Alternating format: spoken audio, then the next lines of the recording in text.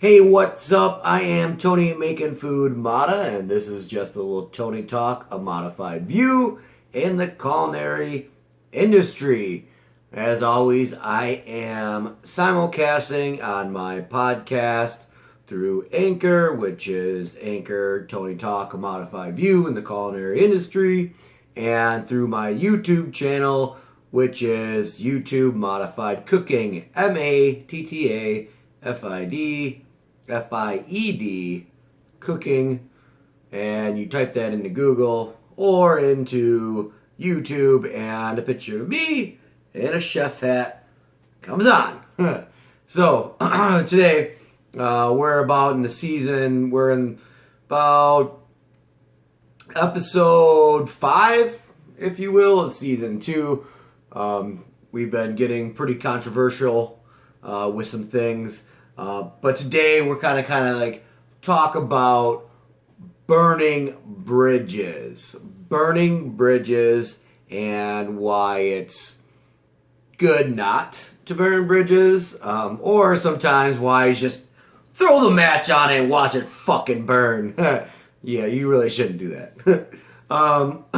So burning bridges in the culinary industry. So in this area, in Detroit, the culinary industry is pretty close-knit, or it's somebody knows somebody, things like that. So if you were to leave a job, it would probably be a good idea to leave the job on a good note, because if you burn the bridge, chances are sometime down the future you're going to work for another chef that another chef has worked for, that you might have worked for, and then they might have known that you worked for them, or they might look at your resume and they'll say, oh, you worked at Joe Bob's Garage. Well, you know what? I just happen to know the chef of Joe Bob's Garage, Chef Tony. So, well, what happened over there? You know, and then like things like that will happen in the culinary world. It's very close, and chefs talk.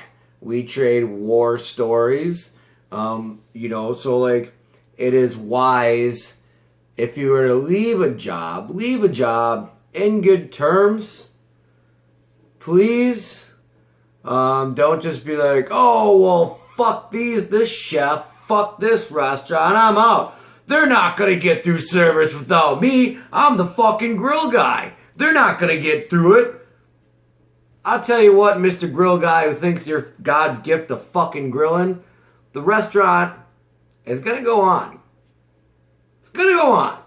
It's going to go on without you. Service is going to go through. Yeah, it might suck.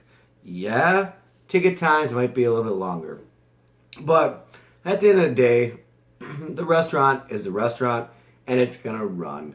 And, that goes to another segment, if you will, about cooks being like, oh, well, exactly what I said.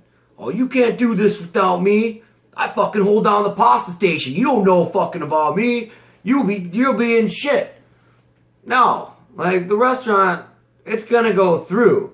Like you are a cook. Like, yeah, it runs smooth when you're on the Garmo station or the pasta station, but you know what? At the end of the day, you're just a pasta cook, bro.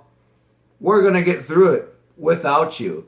So, like, it doesn't matter. You're not God's gift to the kitchen. It's gonna run. It's gonna run. So, I don't know. It's a whole nother podcast about cooks and arrogant cooks and cooks that think that essentially the kitchen is going to run, isn't going to run without them. Because as soon as you start getting that mentality, then you're a fucking hack cook and you should need to get out of the kitchen. I mean, That's my opinion, and I've seen it, and I've been in kitchens where, you know, cooks are like that, and it's just like, you know what, dude, like, who are you? Really, go. You're a cancer. You're a cancer in the kitchen, just like in season 1, talking about cancerous cooks. Get out of here. So, like, don't try to, or don't quit on bad terms. So, a couple times I've had some people in some of these bigger, larger venues that I've worked in. So, I've had people quit, okay? Quit, bad terms, not showing up, walking off the job, getting terminated for something stupid, and then a year later try to apply for a different department within this bigger corporation or a different site or a different place within that corporation or whatever. And I'm sorry, but in these bigger corporations, it's very corporate. So if you got terminated from this property, you probably are not allowed to work on this property, even though you think that you should be able to, but you burned your bridge. You burned it. Now, you didn't show up for your shift, and now you're not going to be able to work for this company ever again. I'm sorry. You know, so like, things like that happen. There's different forms like that you can burn, like in like friendships or like in like cooking with somebody. Because every single day I go to war with you. We go to war together.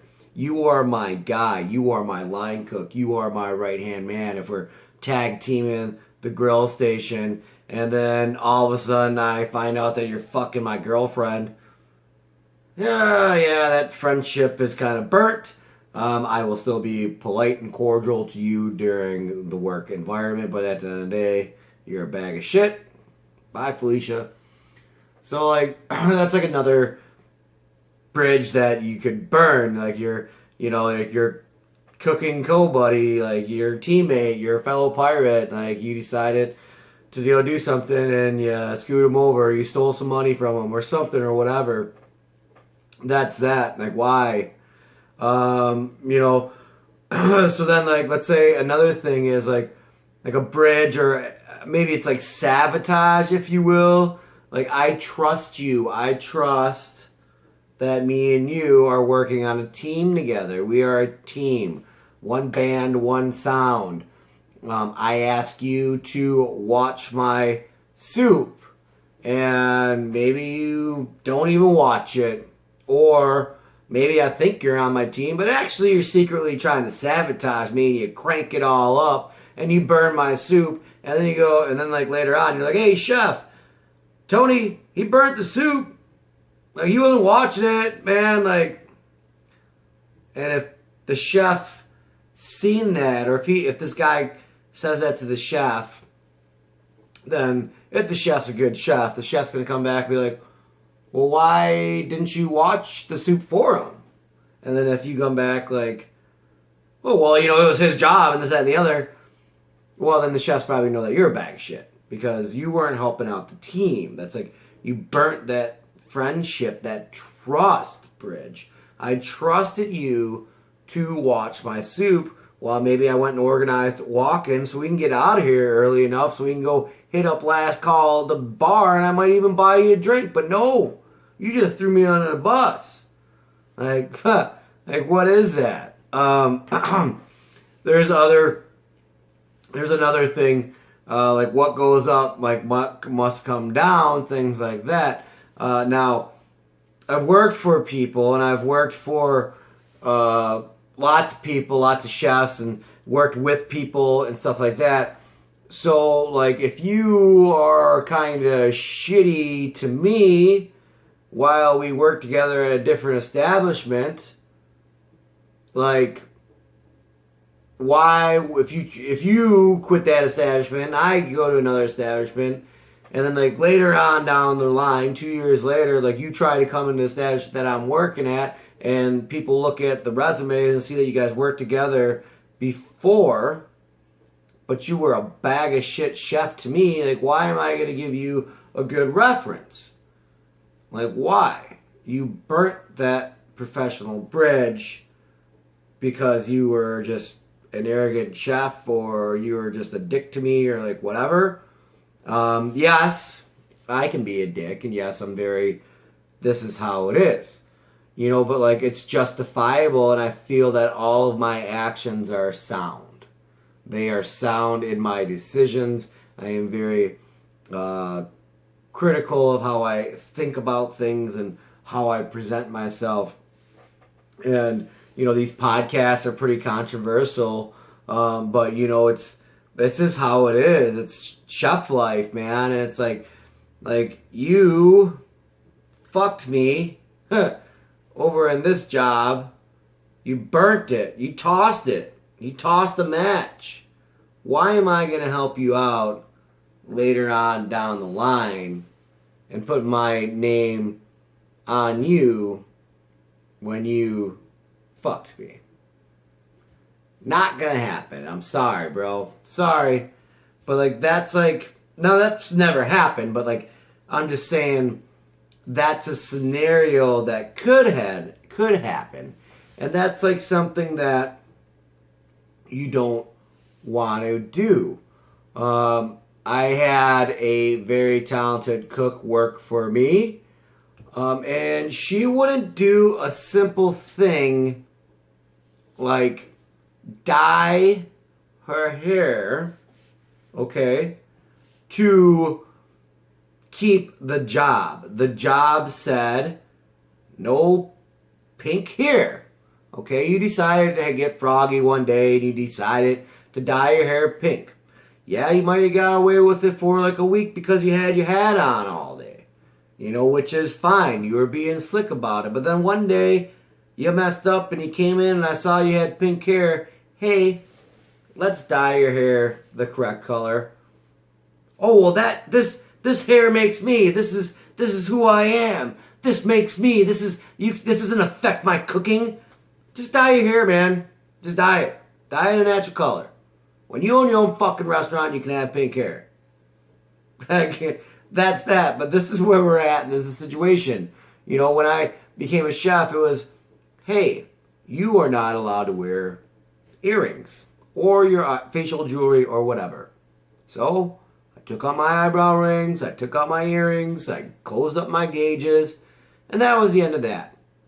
Because that's what was asked for me to do.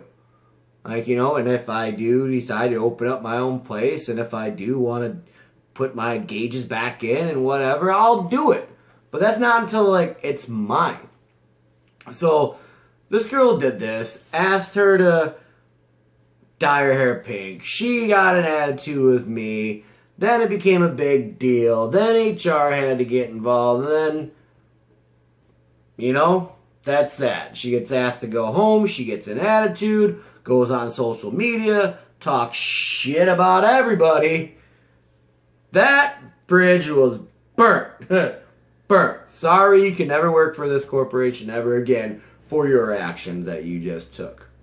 You know, and you don't think about this. You don't think about this, like, when it happens.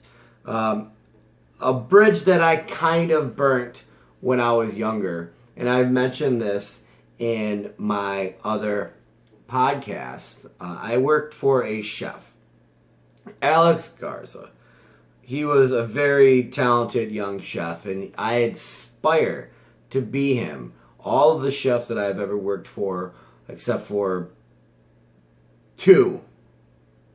Well, I guess I still learned from them because I learned what not to do. But like all of them, I've drawn of what kind of chef I want to be from them. Okay, that's just networking and moving your way up.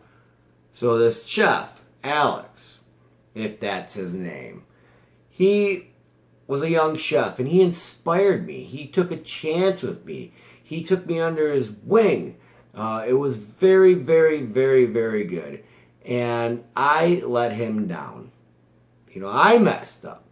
So at that time, I was living in Dearborn, working in Dearborn at the Henry Ford Museum.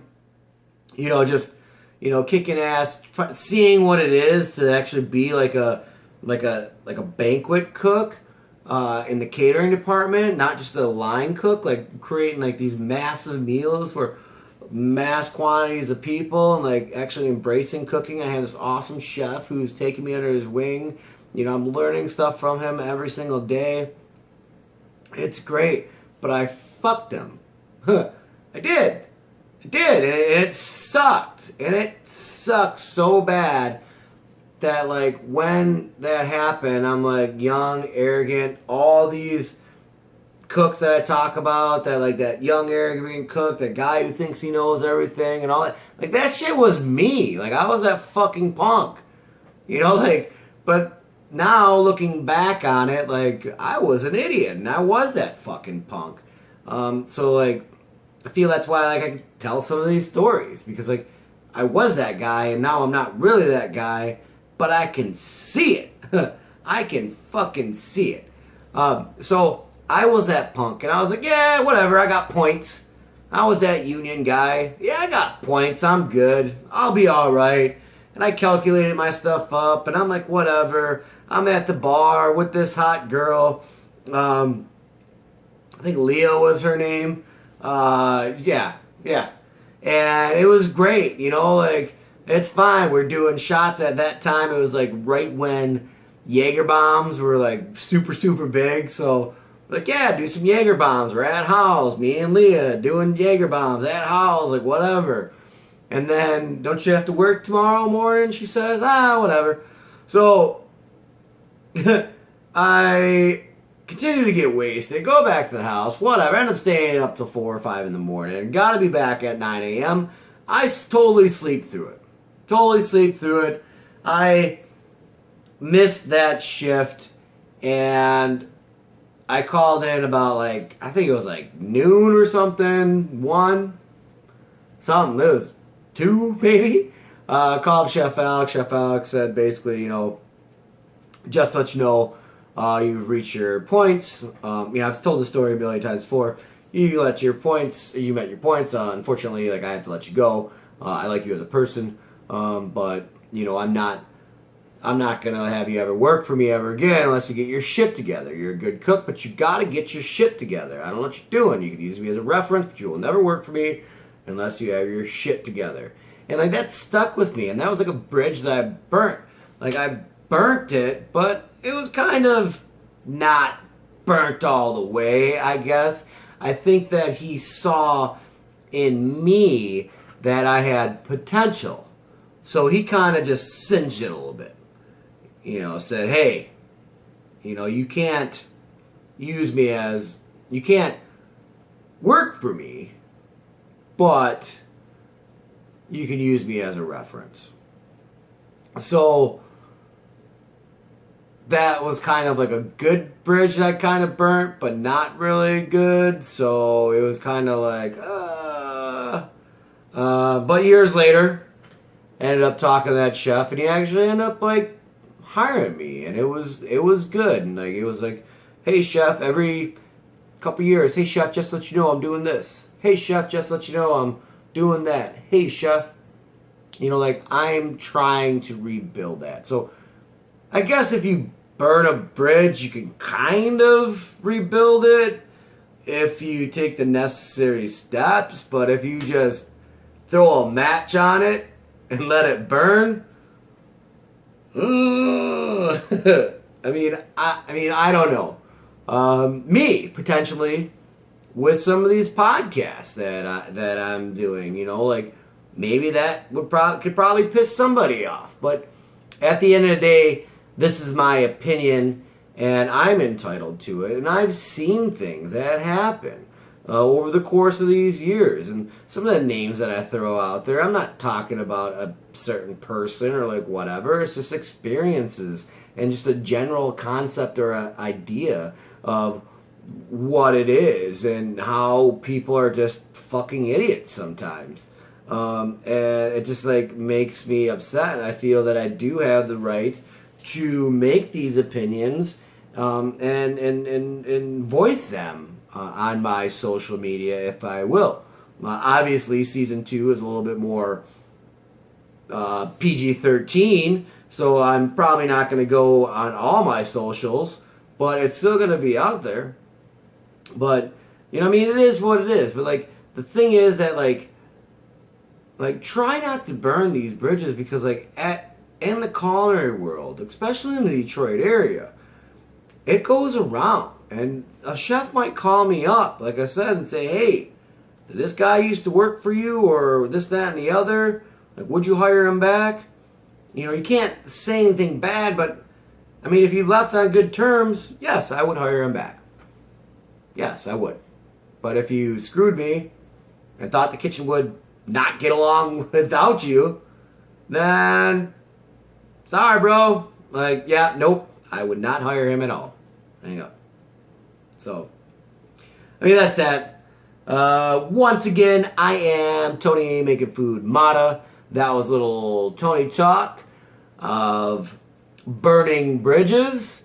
Don't forget to like, share, subscribe, put on your wall, put on your Facebook, put on your MySpace, Modified Cooking, MATTAFIED Cooking. Google search that stuff. Drop me an email, modifiedcooking@gmail.com if you have any cooking questions. Yeah, donate some money for season 3 at TMFM1000, Venmo, Cash App, whatever. Thank you for tuning in. As always, it's been a pleasure for you listening to me. And this is Tony Making Food Matta, and that was Tony Talk, a modified view on burning bridges. Thank you.